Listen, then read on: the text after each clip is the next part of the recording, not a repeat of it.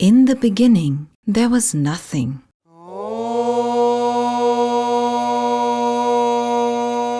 Pure potential, pure consciousness, pure mind. This was Purusha.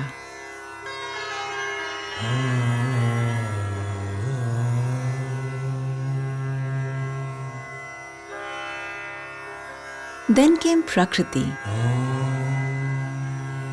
energy, nature.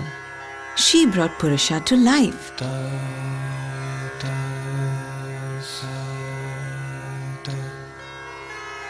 The entire universe came into being, and the earth came into being, the first animals.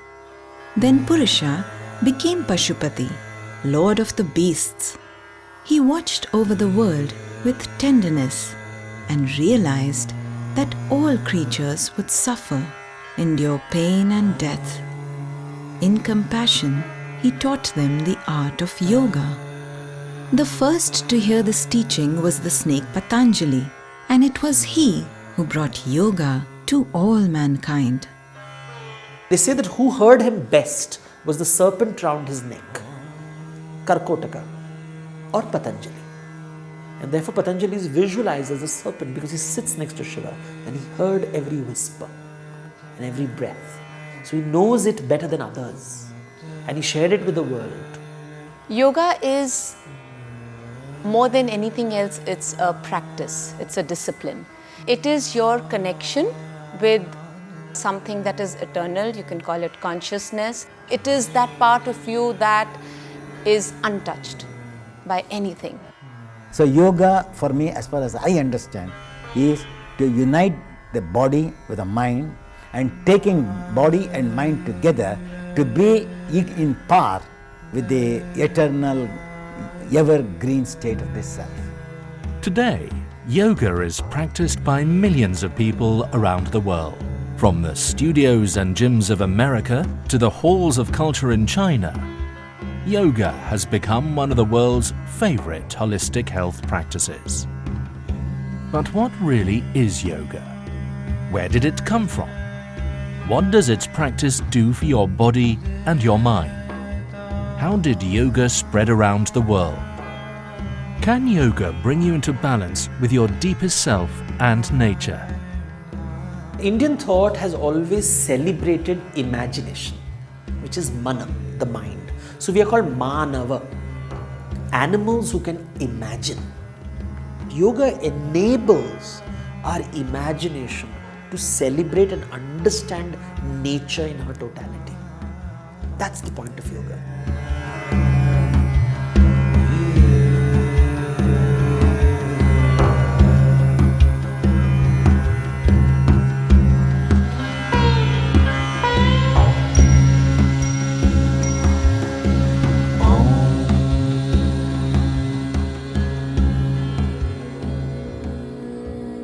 The human animal has always tried to control nature and tried to control his environment.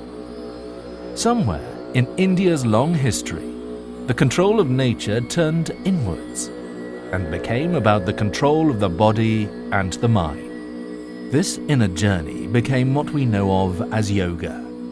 For billions of years, nature has been around and suddenly humans come about. And what makes humans special? We are capable of imagination. This imagination is Purusha and Prakriti is nature, and this conversation between the two is the birth of creation. And so we are always in conflict with nature, which nature says you are just another animal, and I'm saying no, I'm special. And so my fear starts crumpling my mind. I refuse to accept reality, and this is the birth of Aham. Me, I am important. Yoga is the opposite, unraveling of it. You start opening it. And when it completely opens up, when it reaches that state, it sees the world as it is, not the way I see it. The origins of yoga are shrouded in mystery and mythology. We find many clues in the practices of Himalayan shamans, as can still be seen in Tibet and Nepal today, where the Lord of the Beasts is still revered. A practice like yoga was known in the Indus Valley civilization around 2500 BC. You see these seals which show images of people doing, for example, Namaste. Now, did they use the word Namaste, or was this gesture popular even then? You have people sitting in a yogic, what is called a Bhadrasana, what is we now call the throne position. By the 5th century BC, yoga was becoming well known and begun to appear in Vedic scripture. The word yoga is a Sanskrit word. It comes from the root yuja, which basically means to bind, to align, to hold. So it's about falling in place at the right time, and everything works out for you, which is synthesis really. These techniques of mental control were becoming known to all religions and philosophies practiced at that time, including Buddhism and Jainism. By the 2nd century BC, yoga had evolved into an independent philosophy and practice, and was codified into a scripture known as the Yoga Sutras of Patanjali. Atha Yoganuशासनम् Yogaha Chittavritti-nirodhaha Tada Drishtuhu Swarupe Avasthanam. Visualize thousands and thousands of sages talking about this. One of them happens to know Sanskrit. One of them happens to be literate and is eager to write it down. So Patanjali's Yoga Sutra is one document. It's not the whole wisdom. It's written as a sutra. Sutra means a seed, which has to be put into your mind and into a plant, and it will transform into a plant. The purpose of yoga is to still the mind stuff and unite the basic human consciousness with its original state of complete consciousness, or Purusha. It then goes on to say that the human being is made up of 5 layers or koshas that act in unison. The 5 koshas are layers. Energy, prana, which is the life force energy, moves between all of them and always keeps them connected. You talk of the sheaths. The Taittiriya Upanishad has a fascinating theory. They talk of the 5 sheaths, the Panchakosha, the Annamaya Kosha, which is our physical body, the Pranamaya Kosha, which is our astral body, the Manomaya Kosha, which is our mental body, the Vijnanamaya Kosha, which is our higher overmind, and finally the Anandamaya Kosha, the blissful sheath. So we have to cross over the bridge on the physiological body, from the physical body to mental body. Then using the mental body, we have to understand, discriminate each and every part. Then naturally you find that each and every cell in the system has its own intelligence, has its own memory, so that the cells can take of the body for me to think of God, the higher level of spiritual life. To align the koshas together, Patanjali prescribed a system called Ashtanga, or the 8-limbed path. The first 5 paths are the discipline part of it, the doing part of it. The last 3 parts of the 8 are internal. They are the outcome of practicing the 5. So Yama and Niyama are the first 2. Yama refers to how you behave with internally, how you experience the world, how you conduct yourself. Niyama are rules. Niyam means a rule or a discipline of physically living, how you behave in conduct with yourself and with the world around you. Then you come to asana, which is your connection with your own physical body. Then you come with pranayama, and the whole purpose of asana is to prepare the body for pranayama, so that when you breathe, that prana can circulate completely, access different parts of your body. And then you come to pratyahara, which is restraint. Pratyahara actually means to withdraw the senses, but it doesn't mean detachment or to go into a mountain. It means to not identify unnecessarily, not be too attached to something, not be too detached from anything either. So balance, the best word is balance. And then you come to dharana, dhyana and samadhi, which are called the antarangas. They are the internal limbs of yoga, because If you practice the first 5 limbs, then they are the outcome. Your ability to focus, your ability to meditate on something, and your ability to access union with true self, with that consciousness, which is what samadhi is. So yoga is bringing the Ashtanga together in order to bring the koshas together, in order to achieve samadhi. So yoga is both the practice and it is the goal. By the early part of the first millennium, yoga had become integrated into mainstream Buddhism, Jainism, and what later became known as Hinduism, with the writing of the Bhagavad Gita. The Gita describes 4 yogas that anyone could practice in life. There is the Jnana Yoga, which is the way of knowledge, the way of discriminative knowledge, of being able to see what is real and what is unreal. Another way is the Bhakti Yoga. Now, the Bhakti Yoga is the yoga of devotion. If the Jnana Yoga is the way of wisdom, the Bhakti Yoga is the way of devotion, the way of love. The third path of yoga is what might be called the Karma Yoga, the way of the hands, of action. But not any action. Action dedicated to the divine.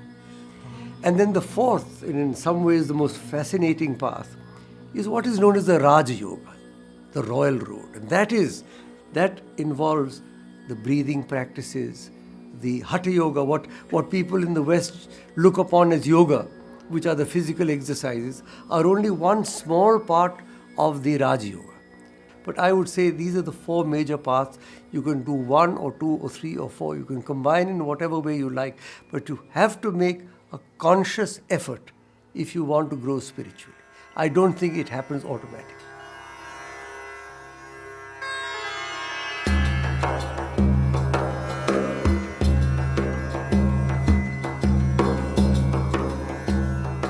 Once in Kailash, Shiva was teaching Parvati the secrets of yoga. Together they danced the cosmic dance.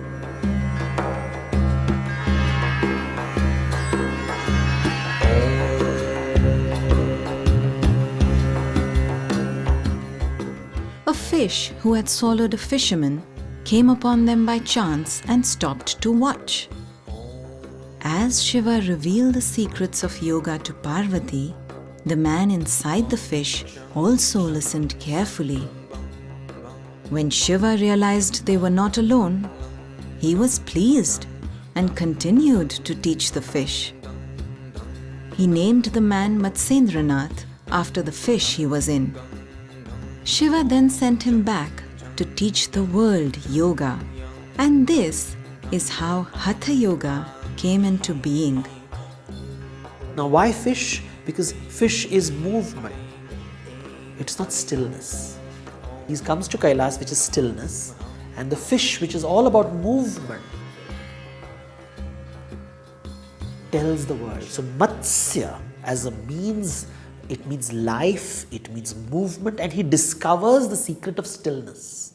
He becomes the Nath. He shares it with the world. In the 12th century, a monastic group arose called the Naths that codified the practice of yoga into a training manual and methodology for monks called Hatha Yoga. Hatha Yoga has been misinterpreted, certainly to a very great extent, as physical yoga. But Hatha means willpower. So mind is considered as the king, therefore the word Raja Yoga came, control of mind. Whereas willpower is stronger than mind.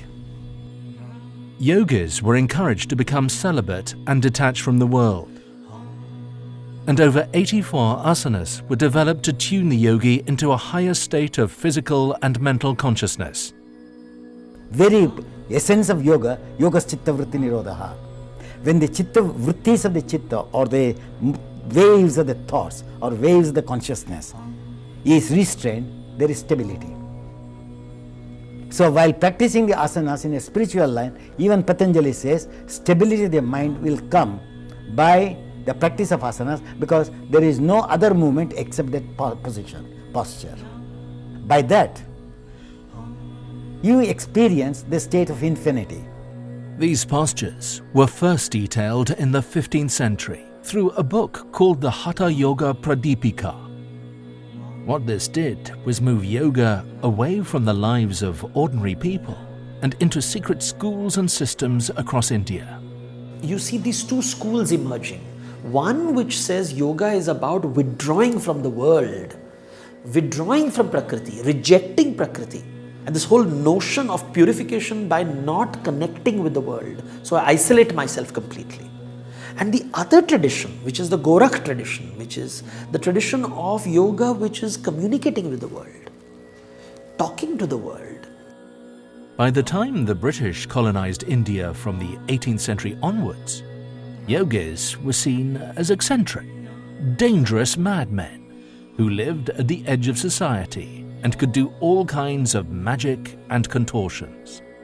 Indian Maharajas and the British rulers would regularly organize whimsical demonstrations of yogis and magicians, and India became known as the exotic land of mystical and magical powers.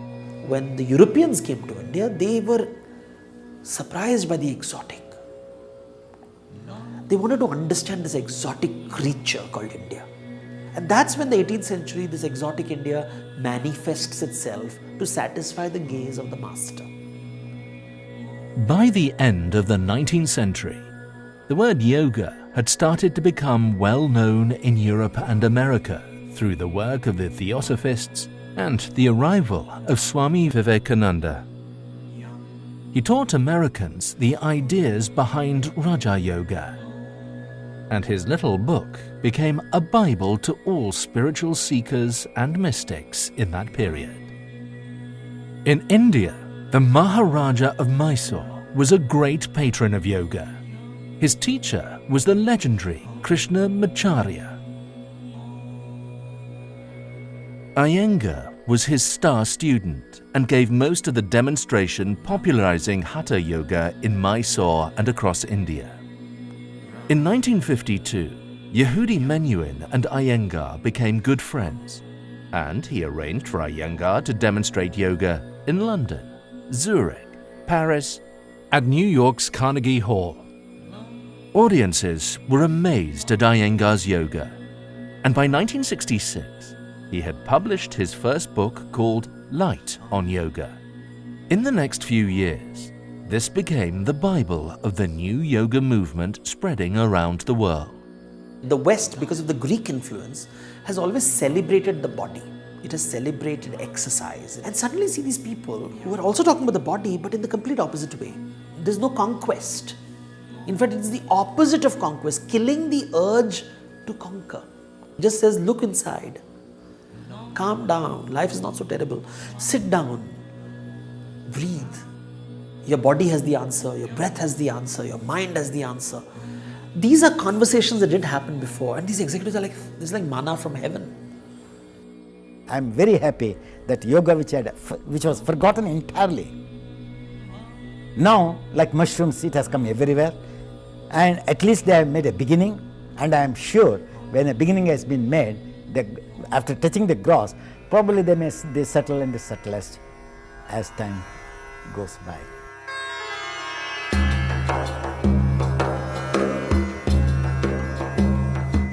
Yoga has a profound effect on the human mind and body, and its healing powers have been known for over 2,000 years.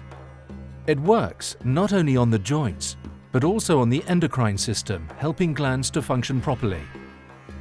The effects on the brain are also well documented. Today, scientists at India's NIMHANS are exploring the science of yoga and its effect on the brain. This is one of the areas which have been recognized way back in the motto, that alternative medicine, what we call as an alternative medicine, to be part of neurosciences and mental health. Apart from that, we also have an advanced center for yoga, which is about 5 years old. We have examined the yoga effects on the brain using MRI. There are some areas of the brain which get better following yoga, and there are some situations wherein when chanting of Om happens, there are areas of the brain which are changed for the betterment of the individual. When you keep chanting Om or any other thing, you read Quran, you read the Bible. When you keep reading it loud, you start resonating in your ears. From the ears, the electrical activity comes down and then it starts ascending up. Okay? As it ascends up, it causes a calming of it.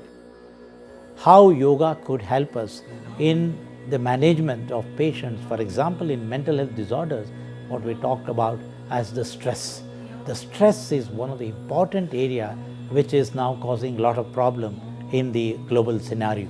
Yoga is seen as a valid complementary practice to traditional medicine and is being recommended by doctors in India and around the world. Mainstream medicine sends people to us for rehabilitation, for what they call stress, and therefore cannot put a finger on it beyond that, or even lifestyle diseases which don't have a cure really. So I think people want to choose yoga which gives them, they come and people will say that makes me feel good, that makes me feel calm. So yoga, without soma there is no psycho, without psycho there is no soma. They go together. If you ask the word very chitta vritti nirodha, chitta is in the body, body is a form of chitta, a gross form of chitta. So psychosomatic science was used by Patanjali long ago without using the word psychosomatic science. So this contact of the body, which is no skeletal body in contact with the circulatory system is connected to the nervous system. When the nervous system is connected, which is known as an indirect unconscious mind. So when the nerves are strengthened, positive brain comes to them, positive thinking will come.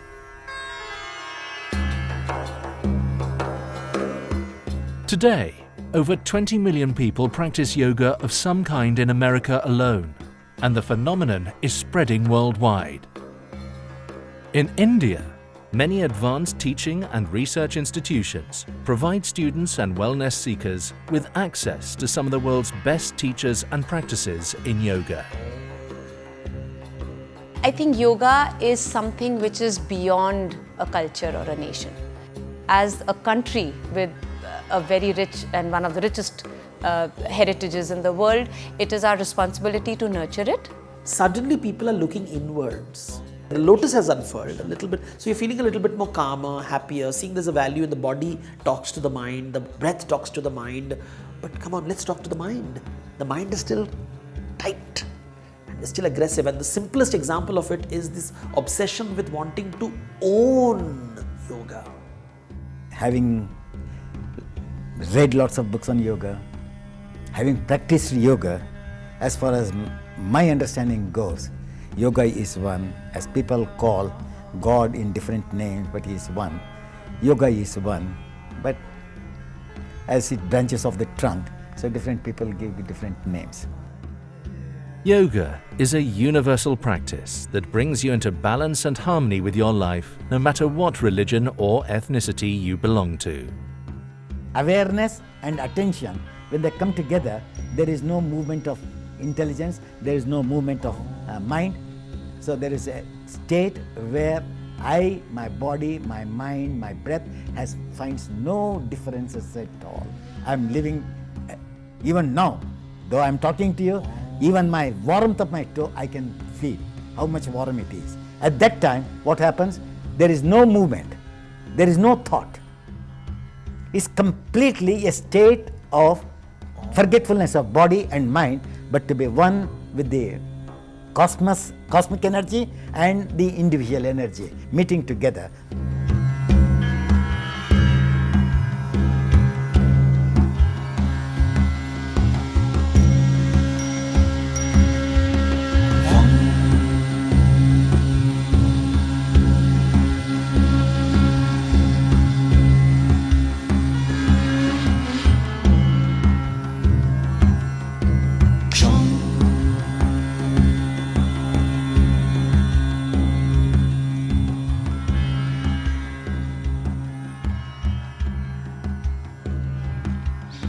Shanti.